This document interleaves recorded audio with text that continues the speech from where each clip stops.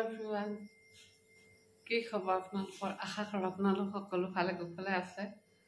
আজি সোমবাৰ হ'ল আৰু মই আজি আপোনালোকৰ বাবে অলপমান ভিডিঅ' এটা কৰিম বুলি ভাবিছোঁ। মানে যোৱা দুদিন ধৰি মই ভিডিঅ' কৰা নাই। মানে বেলেগ এটা মোৰ চেনেল আছে, সেই চেনেলত এটা সাধু ভিডিঅ' দি দিছোঁ বাৰু, কিন্তু এইটোৰ কাৰণে মই একো কাম কৰা নাই আৰু মোৰ মানে এই দাঁতৰ অলপ প্ৰব্লেম হৈ আছে। এতিয়াও কথা বাৰ্তা কওঁতে অলপ অসুবিধা হৈ আছে, ঔষধ খাই আছোঁ। দাঁতটো সৰাব যাব লাগিব, সেইকাৰণে মানে অলপ মন চন বহুত ভালো নহয়, কিন্তু আপোনালোকৰ কাৰণে মনত পৰি থাকে। আৰু মানে কি, এই চেনেলটো মই গ্ৰ' কৰিব লাগে বহুত যত্ন কৰি আছোঁ, কিন্তু পৰা নাই। নাজানো কিহৰ কাৰণে এনেকুৱা হৈছে। একদম কথা ক'লে কিবা এটা হৈ যায়, জিভাডালত বহুত কষ্ট হয়। যিয়ে নহওক বাৰু, অহা কাইলৈ দুমাহী হ'ব, শাওণ মাহ পৰিবই। আহাৰ মাহটো এতিয়া যাবই, আজিৰ দিনটোৱে লাষ্ট আহাৰ মাহ। আমাৰ অসমীয়া কেলেণ্ডাৰটো বহুত বেছি দৰকাৰী আৰু আমি বেছি ফ'ল' কৰোঁ। আহাৰ মাহৰ আজি লাষ্টৰ দিন, সেইকাৰণে ভাবিছোঁ এটা সৰুকৈ হ'লেও ৰেচিপি বা ভিডিঅ' এটা বনাওঁ আপোনালোকৰ বাবে। লাষ্ট দিন, অহা কাইলৈ যিহেতু দুমাহী হ'ব, আমাৰ তাতে বাইদেউহঁতৰ ঘৰত মানে নাৰায়ণ পূজা অলপ হ'ব।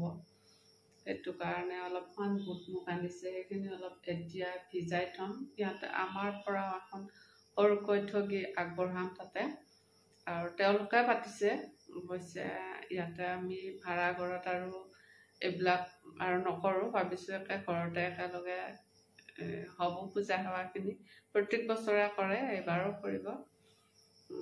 আপোনালোকক কাইলৈ বাৰু লগ কৰিম, দেখুৱাম, কিন্তু আজি অলপমান মানে আপোনালোকৰ লগত কিবা কিবি অলপ ভিডিঅ' শ্বেয়াৰ কৰোঁ, সেয়া আপোনালোকে চাই কেনে পাই জনাব। চাই থাকিবচোন মোৰ ব্লগটো।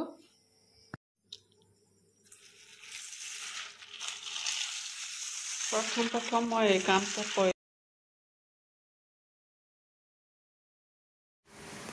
আৰু কি জানে, ভাত পানী খাই বৈ উঠি অহাৰ পাছত মানে মাহ প্ৰসাদখিনি ভিজাবলৈ পাহৰি যোৱা যায়।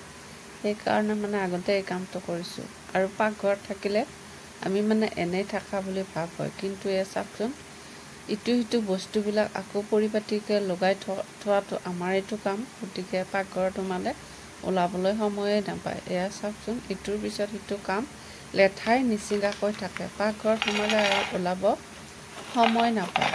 আৰু এয়া চাওক, আজি মই আপোনালোকৰ ওচৰলৈ লৈ আহিছোঁ চয়াবিনৰ ৰেচিপি এটা।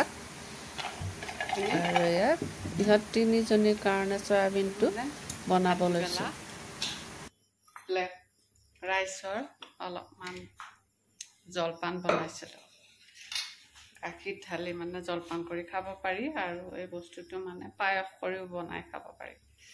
মেইনলি এই বস্তুটো পায়স কৰিয়ে খায়, মই কিন্তু জলপান কৰি তাতে গাখীৰ অলপ দি, মিঠা দিয়াই নাই, তেনেকুৱাকৈ খাইছোঁ।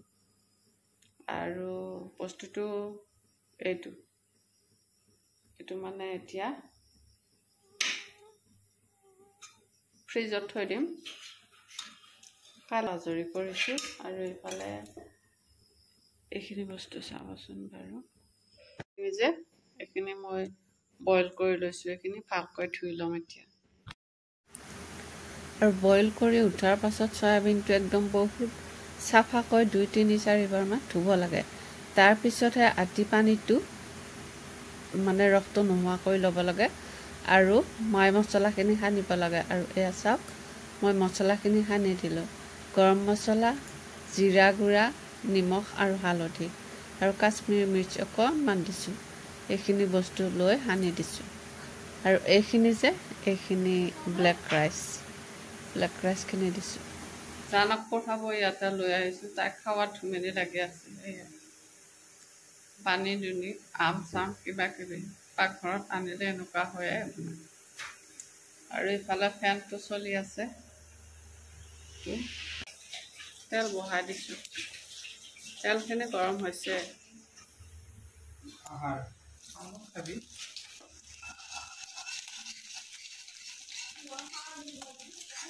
পাকঘৰত সোমাইছে আহি আমাৰ এওঁ, কিন্তু মই নেদেখুৱাও। কাপোৰ কানি আম খাব সোমাইছে, নিজে আম কাটি লৈ সোমাইছে।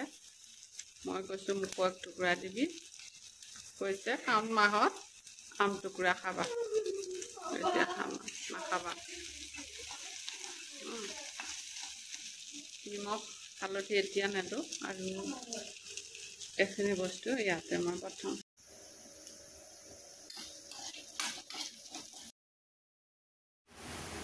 আৰু মানে আলুখিনি যেতিয়া আধা সিজা হৈ যাব তেতিয়া মানে চয়াবিনখিনি দি আকৌ অকণমান লটিয়াই বগৰাই দিয়া হ'ব। মানে দিলোঁ আৰু কেওফালে গোটেইখিনি যাতে নিমখ হালধি তেলখিনি লাগি যায়। তাৰপিছত অলপ গৰম পানী কৰি লৈছোঁ, লৈ উঠাৰ পাছত তাতে অকণমান পানী দি দিছোঁ। পানী দি উঠি সেইখিনি অলপ চিপচিপীয়া কৰি লৈ উঠাৰ পাছত তাতে টমেটো চচ, টমেটো কেটচাপ এই দুটা বস্তু দিব লাগে, যিকোনো এটা। তাৰপিছতে আৰু চয়া চচ, লগতে অকণমান চেনিও দিব লাগে। এইখিনি বস্তু যদি দিয়া যায় তেতিয়া বেলেঞ্চটো ইমান ধুনীয়া লাগে যে ল'ৰা ছোৱালীবিলাকে একদম মাংস বনোৱা বুলি ভাবি টকলি টকলি খায়, সৰু ল'ৰা ছোৱালীবিলাকৰ। এয়া মই চেনিও দিলোঁ, লগতে অলপ থপথপীয়া ধৰণৰ কৰিব লাগে, সৰু ল'ৰা ছোৱালীবিলাকে খাই বহুত ভাল লাগে। ভিডিঅ'টো আগবঢ়ালোঁ।